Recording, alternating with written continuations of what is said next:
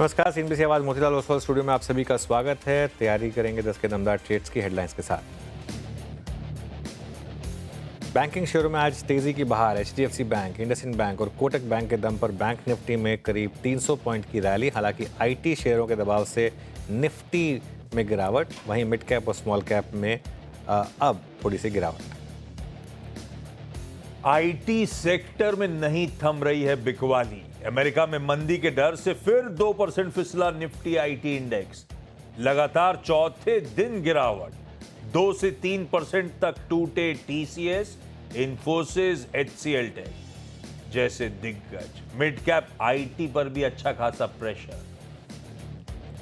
भारत में satellite broadband सेवा के लिए रिलायंस जियो ने स्टारलिंक के साथ किया करार। स्टारलिंक सॉल्यूशंस के जरिए ग्राहकों को मिलेगी हाई स्पीड इंटरनेट सेवा। कल भारतीय एयरटेल ने भी किया था करार।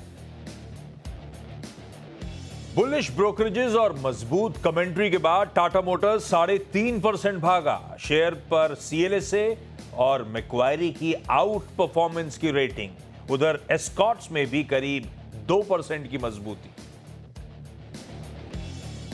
पावर, तेल और गैस शेयरों में तेजी। Nifty oil and gas index करीब 1% मजबूत। जीएसपीएल, गेल 3 से 5% भागे। उधर टाटा पावर भी 2% मजबूत। केमिकल शेयरों में भी रौनक। चलिए, 10 के दमदार ट्रेड्स में आपका स्वागत है। आशीष और मैं रहेंगे अगले आधे घंटे आपके साथ। और हमारे साथ इस पैनल में पिछले शो से राजेश सतपुते और गाबा सर शिरकत करेंगे। साथ ही हमारे साथ रचना वैद्य और सोनी पटनायक भी जुड़ेंगे अपनी टॉप ट्रेड्स के साथ। बिग मार्केट वॉइसेस में आज डायमेंशंस कॉर्पोरेट फाइनेंस के मैनेजिंग डायरेक्टर अजय श्रीवास्तव से करेंगे बातचीत। और एक टेक्नो फंडा अप्रोच के लिए जेएम फाइनेंस के फंड मैनेजर आशीष चतुर्वेदी को वापस जोड़ेंगे शो में। पहले एक बार रुक करते हैं मार्केट का। निफ्टी इस समय 22,472 पर, यानी कि अपने हाई से करीब 100 पॉइंट नीचे ट्रेड करता हुआ। सुबह सुबह वो सेल ट्रेड मिला उस रिजेक्शन जोन से, उसको मार्केट ने रिस्पेक्ट करा। अब तक के लिए तो सपोर्ट जोन को सपोर्ट कर रहा है, लेकिन आगे देखते हैं। आज क्लियर कट डायकॉटमी है मार्केट में दो सबसे बड़े इंडेक्स में। बैंक निफ्टी ग्रीन में और डे हाई के काफ़ी करीब 48,150 के आसपास। दूसरी तरफ निफ्टी आईटी, वो इंडेक्स अभी भी डे लो के काफ़ी करीब। इनफैक्ट एक फ्रेश डे लो पर, एग्जैक्ट डे लो पर इनफैक्ट 36,270 का फ्रेश लो अभी अभी निफ्टी आईटी ने लगाया। और निफ्टी अब 38 पॉइंट नीचे, क्योंकि निफ्टी आईटी इतना ज़्यादा नीचे है तो निफ्टी बैंक के आधे % की ग्रीन को वो पूरी तरीके से वाइप आउट कर रहा है। और आज के टॉप लूजर्स देखिए आप। पहले चारों नाम, इनफैक्ट पहले पांचों नाम आईटी, विप्रो, इन्फोसिस, उसके अलावा आपका एचसीएल टेक, टीसीएस और टेक महिंद्रा, पांचों के पांचों टॉप लूजर आईटी नाम आज की ट्रेड में। वहीं दूसरी तरफ अगर आप गेनर्स की लिस्ट देखेंगे तो ज़्यादातर बैंक्स हैं। IndusInd bank, Kotak Mahindra bank, HDFC bank. उसके अलावा टाटा मोटर्स में शानदार तेज़ी, बीपीसीएल में शानदार तेज़ी और कुछ और स्टॉक्स जहां पर आज आपको तेज़ी दिखाई देगी। अगर आप एफएनओ स्पेस की बात करेंगे तो उसमें बॉम्बे स्टॉक एक्सचेंज यानी कि बीएससी, ये करीब करीब 4% ऊपर आपको ट्रेड करता हुआ दिखाई देगा। आईआईएफएल फाइनेंस यहाँ पर थोड़ा सा बाउंस बैक आ रहा है। तो ये कुछ स्टॉक्स हैं जहाँ पर आज आपको थोड़े से मोमेंटम दिखाई देगा। आशीष, सही में बैंक निफ्टी, फाइनेंशियल्स, इस तरह की मजबूती के बावजूद निफ्टी अब 1/4% के दबाव के साथ। प्योरली आईटी का वो पेन रिस्पॉन्सिबल, काफी पेन है। अब मामला थोड़ा सा ठंडा पड़ते ही चले जा रहा है। ब्रेथ भी शुरुआती तो खैर मत देखना नहीं चाहिए, लेकिन अब धीरे धीरे करके मामला 1:1 की तरफ बढ़ रहा है। धीरे धीरे करके लकीरें करीब आ रही हैं। मार्केट में थोड़ी सी ऊपरी स्तरों पे मुनाफा वसूली क्लियरली विजिबल। लाइए अब 10 के दमदार ट्रेड्स। बेसिक आइडिया है पहले तो कि 4 एक्सपर्ट्स जोड़ें और कुछ बेहतरीन से पिक्स और जोड़ दें जो आपने रडार पे रखे हैं या जिन पे आप ट्रेड के समीकरण बेहतर बैठते हुए देख रहे हो। पहले जो जुड़े हैं उनके पास चला जाए। वैसे आप सबको गुड मॉर्निंग एक बार फिर से, और जो नए जुड़े हैं उनको अभी अभी गुड मॉर्निंग। रचना जी, 10 के दमदार ट्रेड्स के लिए क्या लेकर आए हो मैम? कौन से स्टॉक्स रडार पे रख रहे हो? जी गुड मॉर्निंग। 10 के दमदार ट्रेड में कॉम्बिनेशन रहेगा लॉन्ग एंड शॉर्ट दोनों का। पहला कॉल लॉन्ग साइड पे डिस्कस करते हैं, that would be Indigo. Indigo के फ्यूचर्स ऐसे डिस्क्लोजर ही हमने क्लाइंट को भी कल दिया था। और यहाँ पे फ्यूचर्स पे चार्ट सेटअप बता रहा है कि अपसाइड पे 4880 तक स्पेस है जहाँ पे कोई रेजिस्टेंस मेजरली प्लेस नहीं है। तो काफी पॉजिटिव है ये चीज काउंटर के लिए। ये काउंटर जब तक 4650 के ऊपर फ्यूचर्स पे रहेगा तो अपसाइड पे 4800 एंड 4880 के टारगेट्स के लिए इसके फ्यूचर्स को लॉन्ग कराया जा सकता है। और दूसरा जो काउंटर रहेगा that will be on the short side which could be Tata steel. Tata steel में अभी थोड़ी-सी नरमी बनी हुई है और मेरे हिसाब से ये और गहरा सकती है अगर मार्केट में वीकनेस और आज के दिन में बढ़ेगी तो। फ्यूचर्स में 150.6 पे है ये करीब-करीब। अगर ये 152 के नीचे रहेगा तो यहाँ पे डाउनसाइड इसको 149 और 148 की तरफ लेके जा सकती है। ओके, एक बाय और एक सेल का तड़का है भाई। पसंद आ रहा है इंटरग्लोब एविएशन और बिकवाली के ट्रेड के समीकरण बैठ रहे हैं टाटा स्टील में। ये रचना जी के आइडियाज। सोनी जी, सुना है श्रेया ने आपको कल कॉम्प्लीमेंट्स दिए थे, मेरे भी कॉम्प्लीमेंट्स एक्सेप्ट करिए। आज के 10 के दमदार ट्रेड कौन से हैं? जी thank you Ashish ji. Good morning everyone. मेरा भी यहाँ पे एक बैलेंस्ड अप्रोच रहेगा, एक बाय और एक सेल आइडिया है।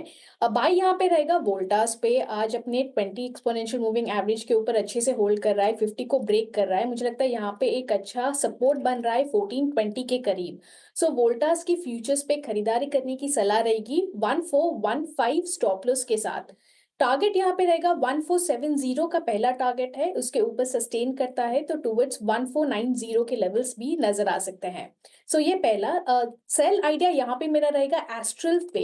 एस्ट्रल एक आज फ्रेश ब्रेकडाउन दिया है फ्यूचर्स पे, बहुत स्ट्रॉन्ग कॉल राइटिंग हो रही है हायर स्ट्राइक्स में। एस्ट्रल फ्यूचर्स सेल करने की सलाह रहेगी यहाँ पे 1280 स्टॉप लॉस के साथ। पहला टारगेट है 1235, उसके नीचे दूसरा टारगेट टुवर्ड्स 1200 लेवल्स भी नजर आ सकते हैं।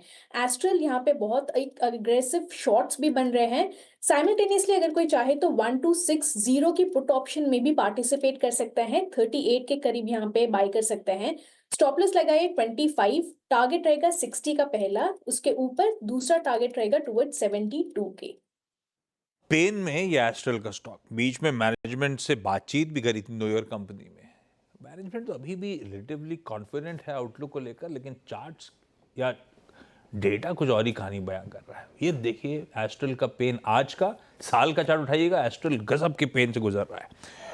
वोल्टास पसंद आता है सोनी मैम को ट्रेड के लिहाज से, और एस्ट्रल में बिकवाली करने के मौके। मार्केट चिंताजनक 1/3% दबाव के साथ अब निफ्टी ट्रेड कर रहा है।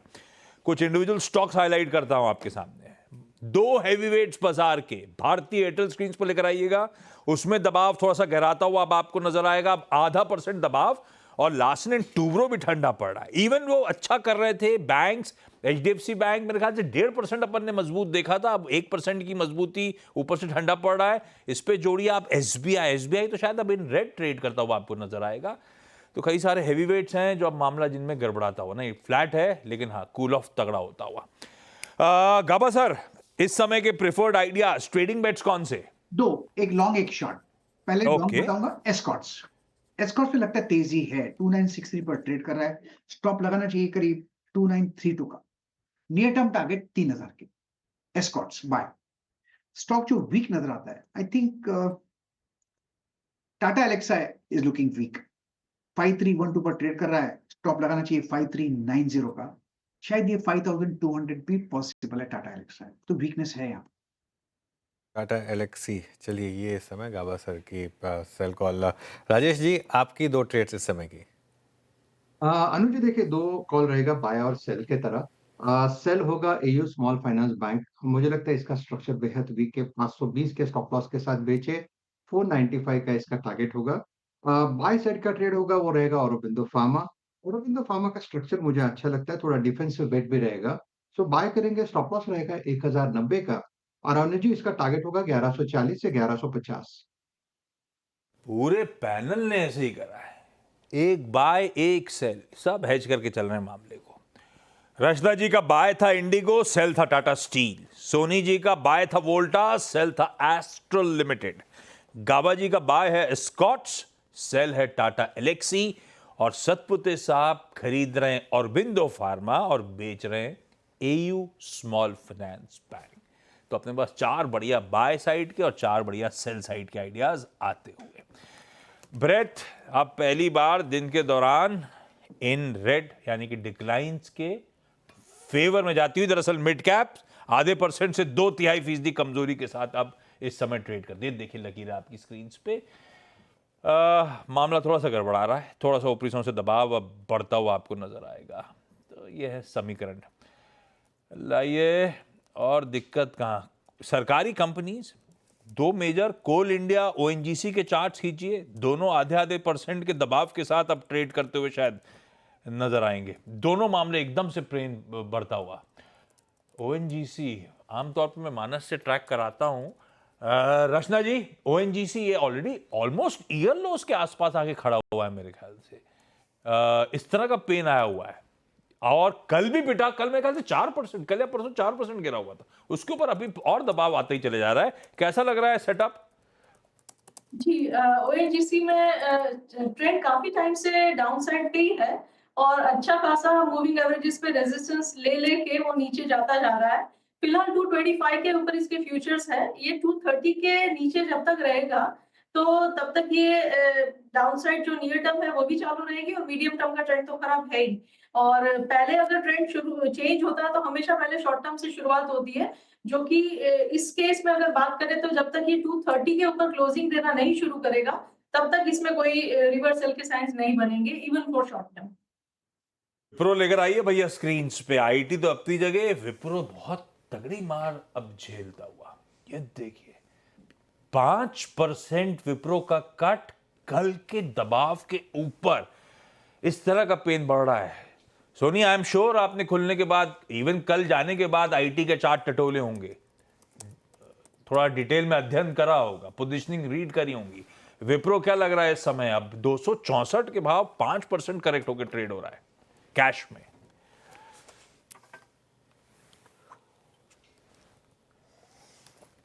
सोनी जी, सोनी जी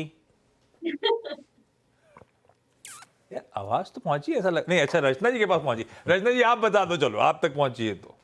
जी, विप्रो के लिए हम बात करें, विप्रो में 300 के आसपास का जो लेवल था उसके लिए मुझे भी ये था कि ये होल्ड करेगा। In fact I wanted to add it to my portfolio, luckily I didn't add it and करते तो मुश्किल में आ जाते। इसीलिए बॉटम कहते हैं ना, प्रीएम्प्ट नहीं करना चाहिए। अब 260 के आसपास पहुंच चुके हैं हम। यहाँ पे कंजेशन जोन जरूर बन रहा है काउंटर पे।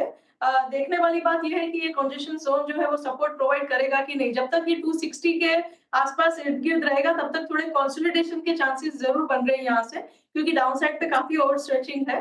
260 के आसपास की कंसोलिडेशन के बाद अगर मार्केट संभलती है तो ये शायद अपटर्न दे सकता है, बट इन एनी केस 260 के नीचे क्लोजिंग देने लग गया तो फिर ये गिरावट जो है इस काउंटर को अगस्त 2024 के लोज की तरफ 246 की तरफ लेके जा सकती है। ओके, चलिए अब काम करते हैं, आशीष चतुर्वेदी को भी जोड़ लेते हैं अब और उनसे बात करते हैं। वो जुड़ गए हमारे साथ। आशीष, गुड मॉर्निंग अगेन। आशीष, ये आईटी शेयरों में बहुत दबाव बढ़ रहा है। विप्रो 5% नीचे, इन्फोसिस 4.5% नीचे, मैसिव डिक्लाइन आ रही है आईटी शेयरों में। क्या व्यू बनेगा यहाँ पर अब आपका? गुड मॉर्निंग अनुज। तो बिल्कुल देखिए, आईटी में थोड़ी सी गिरावट हमें देखने को 2-3 कारणों से मिल रही है। एक तो आप सबसे पहले यूएस को देखिए तो यूएस में जिस तरह से लास्ट 3-4 दिनों में एक अच्छी खासी गिरावट हमें देखने को मिली, और खास तौर पे जो मार पड़ी है वो मार पड़ी है पूरे मैग्निफिसेंट 7 को, जिनको हम टेक स्टॉक कहते हैं, एआई स्टॉक कहते हैं। वहां पर पे एक अच्छी खासी गिरावट देखने को मिली, और उसका कहीं ना कहीं इम्पैक्ट आपको ओवरऑल पूरे जो आईटी स्पेंडिंग है उस पर देखने को नजर आएगा। और यूएस के अंदर में अगर से जैसे ट्रम्प साहब ने भी कुछ दिनों पहले कहा कि एक रिसेशन के भी चांसेस आ सकते हैं, तो ये अगर से रिसेशनरी प्रेशर यूएस पे बनना शुरू होता है तो उसका डायरेक्ट इम्पैक्ट जो आएगा वो हमारी आईटी कंपनीज को आएगा, क्योंकि हमारी आईटी कंपनीज की अर्निंग डायरेक्टली प्रोपोर्शनेट है to the discretionary IT spend जो यूएस के अंदर में होगा। और अगर से यूएस स्लो डाउन होता है तो डेफिनेटली आईटी के अंदर में इसका दबाव नजर आएगा। और आज आप देख रहे हैं कि आईटी इंडेक्स ही मोटा मोटी 3% यहाँ पे करेक्ट हो चुका है, और अलग अलग स्टॉक है जैसे इन्फोसिस पे एक डाउनग्रेड एक बड़े ग्लोबल ब्रोकरेज हाउस ने किया है, साथ ही साथ विप्रो के अंदर में एक अच्छा करेक्शन हमें देखने को नजर आ रहा है। तो ओवरऑल मुझे लगता है कि थोड़ा सा अंडरवेट होने का समय है, पोजीशंस को थोड़ी हल्की करनी चाहिए। हमने भी हमारे पोर्टफोलियोज के लेवल पर जहां पर पे हम एक समय पे ऑलमोस्ट आईटी 20 प्लस कुछ इंडिविजुअल स्टॉक मिला के जो पोजीशन थी उनमें कुछ पोजीशंस को हल्का किया है। मतलब हम अंडरवेट गए, ऐसा तो नहीं कि कंप्लीटली आउट हो गए, बट अंडरवेट पोजीशंस हमने आईटी के अंदर में लेना शुरू कर दिए। जो पैसा चतुर्वेदी साहब आईटी से निकाल रहे हो, ये बतौर कैश ही रख रहे हो या कहीं डिप्लॉय कर रहे हो? नहीं देखिए आशीष जी, मेरे हिसाब से जो बाजार का ट्रेंड है वो क्लियरली बीएफएसआई और आपका जो बैंकिंग फाइनेंशियल्स है इनको बहुत ही अच्छी तरह से सपोर्ट कर रहा है। और यहाँ पर पे ओवरवेट पोजीशंस हम रख रहे हैं और ये हमने पहले भी इसकी चर्चा की है। तो चाहे आप प्राइवेट बैंक्स को देखिए, पूरा जो प्राइवेट बैंकिंग बास्केट है वो आपको 2.2 2.3 टाइम प्राइस टू बुक में मिल रहा है, जो कि 5 ईयर एवरेजेस के नीचे ट्रेड कर रहा है। और जिसको हम कहते हैं 1 स्टैंडर्ड डिविएशन के भी नीचे अब ये स्टॉक्स ट्रेड कर रहे हैं। तो वो एक वैल्यूएशन कंफर्ट बनी हुई है। साथ ही साथ जो कल इंडसइंड बैंक के अंदर में एक कार्नेज आया, तो ये वापस से ये इंडिकेट करेगा कि जो क्वालिटी बैंक्स है, प्राइवेट बैंक्स है, चाहे वो एचडीएफसी हो, कोटक हो, आईसीआईसीआई हो या एक्सिस जैसे स्टॉक्स है, इनके अंदर में इनके अंदर में फ्लोज बढ़ेंगे। तो ये भी एक टेक्निकल रीजन है जहां पे मुझे लगता है कि लोग कहीं ना कहीं हम जो छोटी बैंक्स है या जो इंडसइंड बैंक जैसी पोजिशन है वहां से हल्का होकर कहीं ना कहीं आईसीआईसीआई, एचडीएफसी, एक्सिस और कोटक जैसे स्टॉक्स में पोजीशंस को बनाएंगे। तो ये भी एक कारण है जिसकी वजह से मुझे लगता है कि बैंकिंग एक कंफर्ट यहाँ पर पे दे रहा है। और एनबीएफसी की चर्चा हमने सुबह भी की, चाहे वो चोलामंडलम हो, श्रीराम हो, बजाज ट्विंस जैसे स्टॉक हो, इनके अंदर में पोजीशंस को हम बढ़ा रहे हैं। तो यहाँ हम एक अच्छा खासा ओवरवेट पोजीशन इस पूरे स्पेस में लेते हुए ले रहे हैं। और जैसे मैंने कहा, IT underweight, banking financials overweight की पोजीशंस बना रहे हैं। आईटी से पैसा रिड्यूस कर रहे हैं, निकाल रहे हैं और इधर चैनलाइज कर रहे हैं। एपेक्स पोर्टफोलियो में इंडसइंड बैंक होगा। कल क्या किया? अगर था, पहले तो बताओ था कि नहीं था आपके पास? था तो कल निकले या अभी बैठे हैं अपन? नहीं बिल्कुल, तो आशीष जी हमारे पास ये स्टॉक नहीं था। इनफैक्ट आपने अगर से हमारे साथ जितने भी शोज किए होंगे मेरे ख्याल से 5-7 सालों में, तो हमने एक ब्रॉडली जब भी बैंक्स की बात की, हमने हमेशा बात की प्राइवेट लार्ज कैप बैंक्स की। और उसमें भी हमने इंडसइंड बैंक, आरबीएल बैंक, बंधन बैंक, यस बैंक, इन तरह के बैंकों से हमेशा एक दूरी बनाई रखी। क्योंकि देखिए बैंक एक ऐसा बिजनेस है आशीष जी जहां पर पे आपको लीवरेज 8 टाइम्स 9 टाइम्स का मिलता है। और ऐसी जगह पे सिर्फ ये बैंक सस्ते मिल रहे हैं, 1 टाइम प्राइस टू बुक पे मिल रहे हैं, आधे टाइम प्राइस टू बुक पे मिल रहे हैं, 1.2 टाइम प्राइस टू बुक मिल रहे हैं। इसके बेसिस पे अगर से हम बैंक्स के अंदर में पोजीशन बनाना शुरू कर दें, तो एक रिस्क ये आती है कि यहाँ पर पे आपका लीवरेज हैवी होता है। और अगर से एक भी कॉल आपका गलत हो गया क्रेडिट क्वालिटी के टर्म्स में, तो ये बहुत बड़ी आपकी नेटवर्थ के ऊपर क्वेश्चन मार्क आता है। और इसके चलते हमने हमेशा जो फोकस किया ICICI, HDFC, Kotak, axis private bank में और एसबीआई जैसे पीएसयू बैंक के अंदर में हमारी पोजीशंस ब्रॉडली रही है। तो हमने पिछले शायद 5-7 सालों में कभी भी इन स्टॉक्स के ऊपर चर्चा भी नहीं की और इनको कभी रिकमेंडेशन के तौर पे भी नहीं रखा, और ना ही हमारे पोर्टफोलियोज में स्टॉक इंडसइंड जैसे स्टॉक रहे हैं। हालांकि आज भी आप देखेंगे तो ये स्टॉक अब 0.7 0.8 टाइम प्राइस टू बुक पे आ गया है। और लोगों का मानना है कि ये एक अच्छे पेडिग्री प्रमोटर के बैंक होने के कारण शायद आपको सपोर्ट मिल जाए, पर उसके बावजूद भी हम इससे दूरी बनाए रखेंगे और हमेशा कोशिश करेंगे लार्ज क्वालिटी प्राइवेट बैंक्स के अंदर में बने रहने के लिए। ओके, चलिए अब आगे बढ़ते हैं और हमारे साथ मार्केट आउटलुक पर चर्चा करने के लिए डायमेंशंस कॉर्पोरेट फाइनेंस के मैनेजिंग डायरेक्टर अजय श्रीवास्तव जुड़े हैं। Ajay ji, good morning. सबसे पहले तो इंडसइंड बैंक पर आपका क्या व्यू है जो हुआ उसको देखकर, और क्या सलाह होगी आपकी इन्वेस्टर्स को? देखिए, जो हुआ आई थिंक ये बहुत ही गलत हुआ है, बिकॉज ये तो एक मेजर रेगुलेटरी इशू था और मेजर रिपोर्टिंग इशू था जो बैंक को पता था और बैंक ने बताया नहीं। इसकी इम्प्लीकेशन और भी हो सकती हैं। इंडिया में बच जाएंगे, लेकिन अगर विदेश में होते तो अब तक शेयर होल्डर सूट लेके उनके बैंक का लिक्विडेशन हो जाता, लिटरली स्पीकिंग, कि आपको पता था और आपने थोड़ा सा बताया भी नहीं इन्वेस्टर्स को। हमारे पास पोजिशन नहीं है, लेकिन आई थिंक ब्रॉडली स्पीकिंग ये एक चीज कहती है एक इंडस्ट्री रेगुलेटरी सिनेरियो के बारे में कि इतनी बड़ी चीज आपकी फॉरेन एक्सचेंज डेरिवेटिव कॉन्ट्रैक्ट्स कैसे सालों भर साल निकल गए कि एक डेस्क प्रॉफिट बुक कर रहा है, दूसरा डेस्क लॉस नहीं बुक कर रहा है। ऊपर से सुनने में डिटेल नहीं पता, हमको लगता है कि ये टू सिंपलिस्टिक वर्जन है जो हुआ वहां के अंदर बैंक के अंदर में। बट फिर वही बात आती है, बैंकिंग फाइनेंशियल इंस्टीट्यूशन में ग्लोबली क्यों इन्वेस्टमेंट कितनी कम जाती है? इसीलिए जाती है बिकॉज क्या प्रॉफिट कहाँ से निकल के आ रहा है वो कब आपको कब लगेगा, ये प्रॉब्लम करता रहेगा। इसलिए ग्लोबली देखेंगे, इंडिया में देखेंगे, लास्ट 3 सालों में बैंकिंग इंडस्ट्री फ्लाउंडर कर रही है। जैसे ग्लोबली में 4-5 बैंक ही चल रही हैं, इंडिया में भी वही चल रही हैं। बट शेयर होल्डर रिटर्न्स कभी ना कभी ये नुकसान देती हैं, किसी ना किसी क्वार्टर में आके कभी कोई रीजन से कर देती हैं प्रॉब्लम। तो इसलिए इन्वेस्टर्स का रिटर्न निकलना बैंकिंग इंडस्ट्री से बहुत मुश्किल होते जा रहा है, और देयरफॉर निवेश भी इसके अंदर में से रिटेल इन्वेस्टर का इंडस्ट्रियल्स की जगह करना बेहतर होगा, जहां पे प्रेडिक्टेबिलिटी है, रेवेन्यूज है, कंपटीशन कम है। Banking industry world wide commodity हो गई है, और उसके लिए ये डिस्क्लोजर के बाद में इस बैंक को रिकवर करना, स्टॉक मार्केट रिकवरी अलग चीज है, बहुत ही मुश्किल होगा, बिकॉज वहां के एम्प्लॉयज भी थोड़ा सा झटकेंगे, न्यू एम्प्लॉयज ज्वाइन नहीं करेंगे। बैंकिंग इंडस्ट्री में डिपॉजिटर्स थोड़ा सोचेगा एक बार के लिए कि यार हमें पैसा इसमें रखना चाहिए, नहीं रखना चाहिए। तो इसकी इम्प्लीकेशन बहुत है, इसकी और चलती रहेंगी, साल 2 साल इम्प्लीकेशन ये खत्म नहीं हो जाएंगे ओवरनाइट। तो जो भी आज इन्वेस्ट कर रहा है, एक समझ सकते हैं कि वैल्यू इन्वेस्टमेंट है, बट ये वैल्यू इन्वेस्टमेंट नहीं, ये इम्पेयर्ड इन्वेस्टमेंट है। और जब तक इसका क्लीनलीनेस नहीं आएगी इस बैंक के अंदर में, आपको मेरे हिसाब से तो इन्वेस्ट नहीं करना चाहिए इस बैंक के अंदर और इस स्टॉक में। आगे मार्केट जो मर्जी करे, बट एक इम्पेयर्ड इंस्टीट्यूशन, फाइनेंशियल इंस्टीट्यूशंस को रिपेयर करना बहुत मुश्किल होता है। दूसरा सवाल मेरा, आज जिस तरीके से इन्फोसिस और विप्रो में सेलिंग प्रेशर आ रहा है, और जो डोनाल्ड ट्रंप की करनी की वजह से जो अब मार्केट में लग रहा है कि यूएस में रिसेशन ना आ जाए कहीं, ये आईटी में मौके हैं या फिर थोड़ा सा एक रिस्क है फैक्टर यहाँ पर? देखिए आईटी इज ओनली स्टॉक जो आपके पास में अनुज जी आज की तारीख में मल्टीपल वर्सेस ग्रोथ का गैप देखेंगे, सबसे ज्यादा वही है।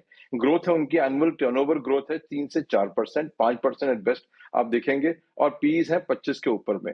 वो देखते हुए थोड़ा सा सेलिंग आएगी, डेफिनेटली आएगी इसके अंदर में, बिकॉज मार्केट भी रिपोजिशन कर रही है अपने आप को।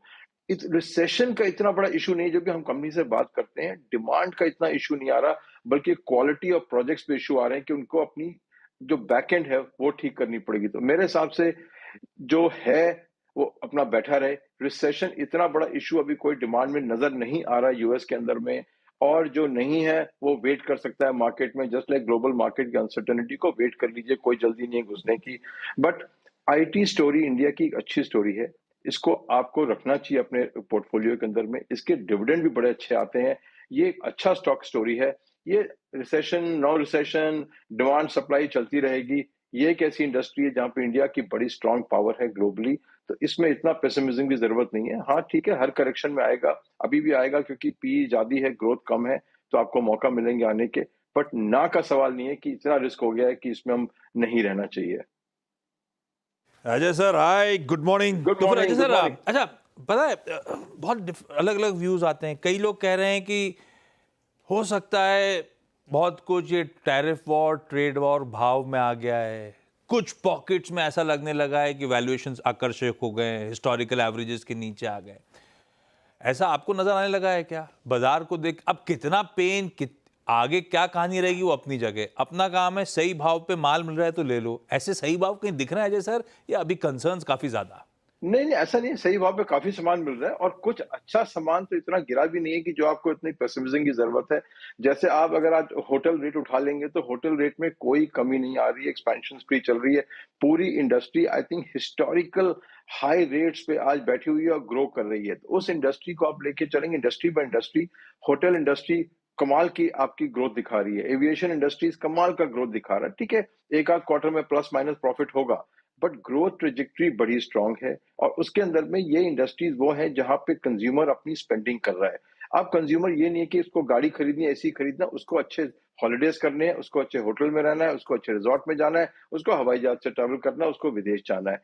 ये दो इंडस्ट्री इंडिया की ऐसी हैं जिसमें मेरे हिसाब से आप अगर हैं तो सेफ है, नहीं है तो इसमें किसी भी एंट्री कर सकते हैं। इंजीनियरिंग स्टॉक्स इंडिया के आज की तारीख में काफी नीचे आ गए हैं, और उसके अंदर बेहतरीन अपॉर्चुनिटी है आपके पास में आने की। एक ही कैवियट है, कोई जल्दी नहीं है। आप अगर अपने 100 रुपए डालने हैं, 20 डाल लीजिए, 25 डाल लीजिए, पर ये कहना कि अब बिल्कुल ही दुनिया खत्म होने वाली है, ये तो हम नहीं कहेंगे। हमने कई बार देखा है मार्केट गिरते हुए, कई बार देखा है उठते हुए, और फिर एक दिन आके बोलते हैं कि मार्केट तो बहुत ही बढ़िया अपॉर्चुनिटी दे रही है। और कब बोलेंगे? जब मार्केट 20% ऊपर हो जाएगी।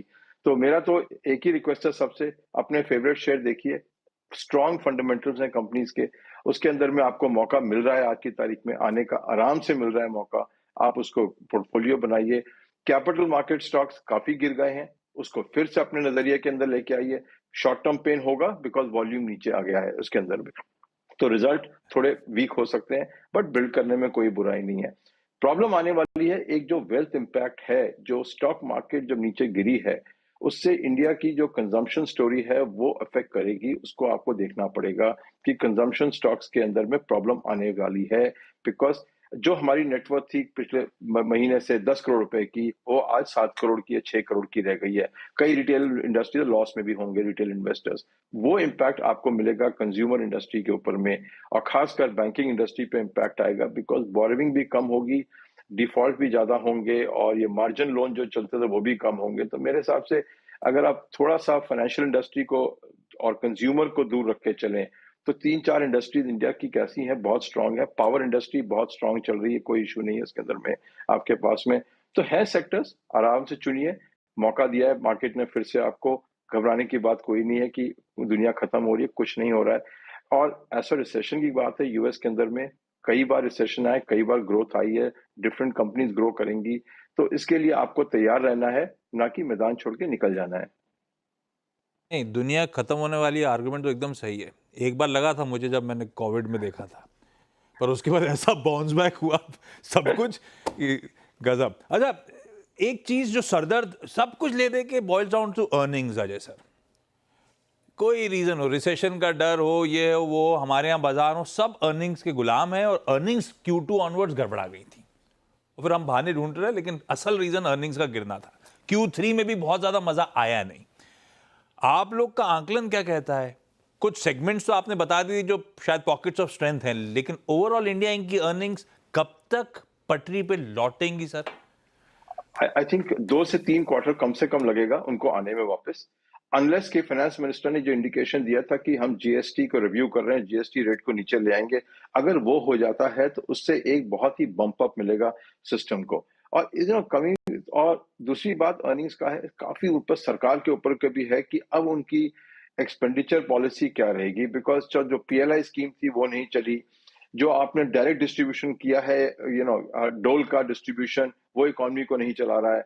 तो उसके अंदर में 2 बड़ी चीजें हैं, जीएसटी क्या होता है, और दूसरे मेरे हिसाब से पीएसयू के अंदर में क्या स्टैंड होगा गवर्नमेंट का, बिकॉज उनको कुछ तो कुछ करना ही पड़ेगा इकोनॉमी को चलाने के लिए।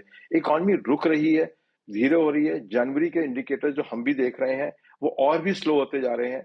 तो इसलिए अर्निंग के लिए तो आपको 3 से 4 क्वार्टर वेट करनी ही पड़ेगी कोई मेजर रिवाइवल के लिए। मेरे हिसाब से फर्क इतना है कि अब मल्टीपल आपके कम हो गए, तो आपको एब्जॉर्ब करने का शौक काफी आसान हो गया है कि अगर अर्निंग फ्लैट या होती है तो आपको अब उतना डर नहीं है मार्केट मल्टीपल से। बट जीएसटी चेंज और पीएसयू के ऊपर में स्टैंड मार्केट को बिल्कुल ही उल्टा कर सकता है। और मेरे हिसाब से जो एक्स आरबीआई गवर्नर को लिया गया है पीएमओ में इकोनॉमिक पॉलिसी के लिए, कुछ ना कुछ तो होगा, बिकॉज सरकार भी जान रही है कि बाजार के अंदर में और मार्केट के अंदर में स्लो डाउन कितना रैम्पेंट फैला हुआ है उसको करने के लिए। तो एज अ निवेशक, एज अ स्ट्रेटेजिस्ट, हम तो ये प्लान कर रहे हैं कि जीएसटी में आएगा रेट रिडक्शन, और खासकर उस सेक्टर्स में आएगा जहां डिमांड बढ़ानी है उनको, लाइक 2 व्हीलर एक्सेट्रा में डेफिनेटली आएगा। और उसलिए स्पेकुलेटिव बट इन्वेस्टर पोजिशनिंग है आपकी गवर्नमेंट पॉलिसी, वो करती है जिससे डिमांड बढ़ेगी इकोनॉमी में, और इंजीनियरिंग और ऑटो सेक्टर को आई थिंक फिलअप मिलेगा। ऑलराइट अजय जी, बहुत बहुत शुक्रिया आज हमारे साथ थैंक यू जुड़ने अनुज के जी। लिए। और मार्केट में इस समय काफ़ी प्रेशर है, वैसे निफ्टी अब 75 पॉइंट नीचे, लेकिन दिक्कत है मिड कैप्स में। मिड कैप इंडेक्स अब करीब करीब 1% वापस गिरावट की तरफ बढ़ता हुआ। मिड कैप एक ऐसी स्पेस है जहाँ रैली टिक नहीं पा रही है, एडवांस रिटर्न भी खराब हुआ। सिर्फ एक बैंक निफ्टी है जो बचा के रखा हुआ है, लेकिन बैंक निफ्टी भी उस 48,200 को क्रॉस करने में थोड़ा सा अभी सक्सेसफुल नहीं हो रहा है 48,132 पर। हालांकि आज का जो हाई था बैंक निफ्टी का वो 48,211 था, लेकिन वहीं पर थोड़ी रेजिस्टेंस आई। आशीष और मैं आपसे विदा लेंगे, और इस छोटे से ब्रेक के बाद कंचन और श्रेया जुड़ेंगे आपके साथ ट्रेडर्स हॉटलाइन।